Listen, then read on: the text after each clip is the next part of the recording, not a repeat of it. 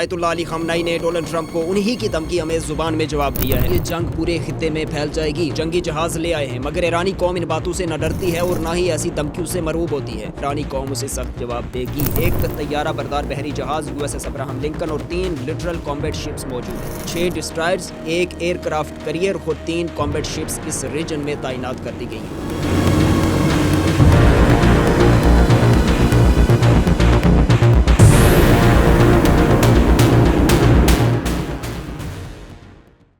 السلام علیکم ناظرین، سعودی عرب نے ایک بڑا زبردست سرپرائز دیا ہے اور ایک ایسی انٹری ماری ہے ایران اور امریکہ کی کشیدگی میں کہ جس کے بعد مسلم دنیا یہ سوال پیدا ہو رہے ہیں کہ کیا مسلم دنیا ایک ہونے جا رہی ہے، اور کیا امریکہ جو ہے وہ ایران کے حوالے سے جس طرح کے بیانات دے رہا تھا کیا وہ اس سے پیچھے ہٹنے والا ہے، اور اس کے ساتھ ساتھ کیا سعودی عرب ایران کے ساتھ پرانے سارے معاملات دشمنیاں بھول کر ایک ہونے جا رہے ہیں۔ یہ سارے سوالات، ان کے جوابات آج کی اس ویڈیو میں ہم جانیں گے۔ جی ہاں ناظرین، اس وقت مشرق وسطیٰ کے حوالے سے کچھ اہم ترین پیش رفت اور حساس پیش رفت سامنے آ رہی ہیں۔ ایک جانب ایران کے سپریم لیڈر آیت اللہ علی خامنائی نے ڈونلڈ ٹرمپ کو انہی کی دھمکی ہمیں زبان میں جواب دیا ہے، اور جس کے بعد اب امریکہ ایران کے ساتھ مذاکرات اور کسی ممکنہ معاہدے کی بات کر رہا ہے، لیکن مذاکرات سے پہلے ہی امریکہ نے دباؤ بڑھا دیا ہے اور ایران امریکہ کشیدگی میں اب سعودی عرب نے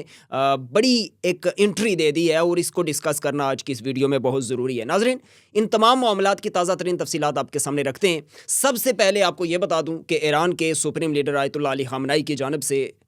علاقائی جنگ کی وارننگ کے بعد امریکی صدر ٹرمپ کے ایران کے ساتھ معاہدے کے حوالے سے پر امید نظر آ رہے ہیں۔ اتوار کے روز آیت اللہ علی خامنائی نے اپنے بیان میں کہا کہ اگر امریکہ نے ایران پر حملہ کیا تو یہ جنگ پورے خطے میں پھیل جائے گی، اور آیت اللہ علی خامنائی نے کہا کہ ٹرمپ مسلسل کہتے ہیں کہ وہ جنگی جہاز لے آئے ہیں، مگر ایرانی قوم ان باتوں سے نہ ڈرتی ہے اور نہ ہی ایسی دھمکیوں سے مرعوب ہوتی ہے۔ ناظرین، انہوں نے مزید یہ کہا کہ ہم کسی ملک پر حملے کا آغاز نہیں کرتے اور نہ ہی ایسا چاہتے ہیں، لیکن اگر کوئی ایرانی قوم پر حملہ کرے یا اسے ہراساں کرنے کی کوشش کرے تو ایرانی قوم اسے سخت جواب دے گی۔ آیت اللہ علی خامنائی کے بیان پر رد عمل دیتے ہوئے امریکی صدر ٹرمپ نے کہا کہ وہ ایران کے ساتھ معاہدے طے کرنے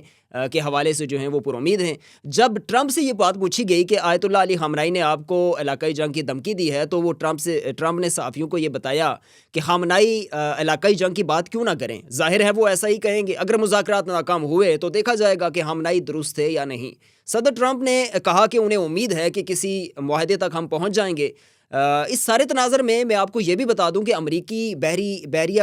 کا جو بیان ہے اس کے مطابق اس وقت خطے میں امریکہ کے 6 ڈسٹرائرز اور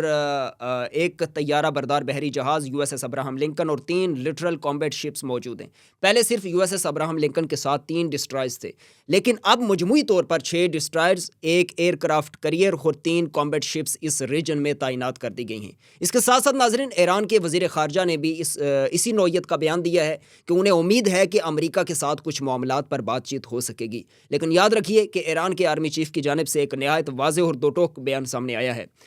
ایران کے آرمی چیف نے کہا ہے کہ اگر ہم اس انداز سے مذاکرات کریں کہ ہمارے درمیان اس بات کو نہ لایا جائے کہ اپنا لانگ رینج جو میزائل سسٹم ہے اس کو چھوڑ دیں، نیوکلیر صلاحیت کو مکمل طور پر ختم کر دیں، تو مذاکرات ہوں گے۔ کچھ معاملات ایسے ہیں جن پر بات ہونی ضروری ہے۔ ناظرین، ایران دھمکی کے سائے میں ہونے والے مذاکرات کو سرنڈر سمجھتا ہے، چاہے اس کے مطالبات تسلیم بھی کر لیے جائیں۔ ایران اسے ہتھیار ڈالنے کے مترادف سمجھتا ہے، اور یہی اس کا واضح موقف ہے۔ ناظرین، اس کے ساتھ ساتھ ایران نے ایک اور بڑا قدم اٹھایا ہے۔ امریکہ کہتا ہے کہ گرفتاریاں نہ کی جائیں، لیکن ایران میں یاد رکھیں کہ غداری اور جاسوسی کی سزا موت ہے، اور ایک بڑی پیش رفت یہ ہوئی ہے کہ ایرانی حکام نے گزشتہ مہینے ہونے والے فسادات میں ملوث ہونے کا الزام 4 لوگوں پہ لگایا جو اس وقت گرفتار ہیں۔ اس سے پہلے گرفتار ہونے والے افراد ایرانی شہری تھے جن پر الزام تھا کہ وہ غیر ملکی طاقتوں کے اشارے پر کام کر رہے ہیں۔ ناظرین، ایرانی سرکاری ٹی وی کے مطابق گرفتار افراد کی قومیت ظاہر نہیں کی گئی۔ ان افراد کو تہران صوبے میں چھاپے کے دوران حراست میں لیا گیا۔ ناظرین، ایک مشتبہ شخص کے بیگ سے 4 دیسی ساختہ اسٹین گرینیڈ برآمد ہوئے ہیں جو ہنگاموں کے دوران استعمال کیے گئے۔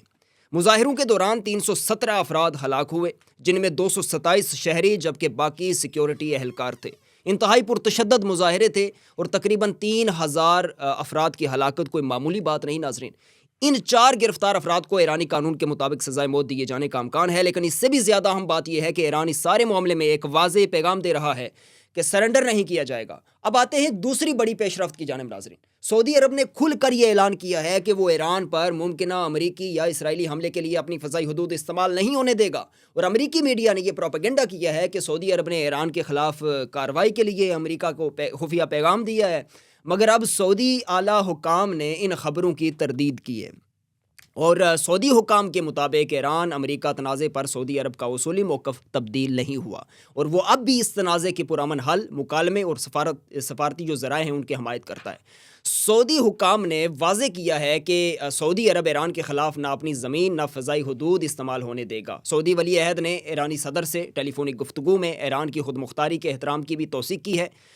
یہ بیان نہایت اہم ہے اور ایک انتہائی نازک وقت میں سامنے آیا ہے۔ اب آخری اور انتہائی اہم پیش رفت کی جانب ناظرین آتے ہیں۔ امریکہ نے اپنا ایک اور انتہائی نایاب انٹیلیجنس طیارہ RC-135U کامبیٹ سینٹ مشرق وسطیٰ میں تعینات کر دیا ہے۔ ناظرین، دنیا میں اس نوعیت کے صرف 2 طیارے ہیں اور دونوں امریکہ کے پاس ہیں۔ اب یہ طیارہ دشمن کے ریڈار سسٹمز، الیکٹرانک سگنلز اور الیکٹرانک وارفیئر صلاحیتوں کا تجزیہ کرتا ہے۔ اس کا مطلب یہ ہے کہ امریکہ ممکنہ طور پر ایران کے جیمنگ سسٹمز اور الیکٹرانک وارفیئر صلاحیتوں کا جائزہ لے رہا ہے، جو ممکنہ حملے کی صورت میں امریکی طیاروں کی نیویگیشن کو متاثر کر سکتی ہے۔ ناظرین، یہ تعیناتی واضح اشارہ دیتی ہے کہ خطے میں کشیدگی انتہائی سطح تک پہنچ چکی ہے اور امریکہ اعلیٰ سطح کی انٹیلیجنس سرگرمیاں تیز کر چکا ہے۔ یہ اس بات کی علامت بھی ہو سکتی ہے کہ امریکہ ممکنہ حملے کی تیاری میں مصروف ہے۔ ناظرین،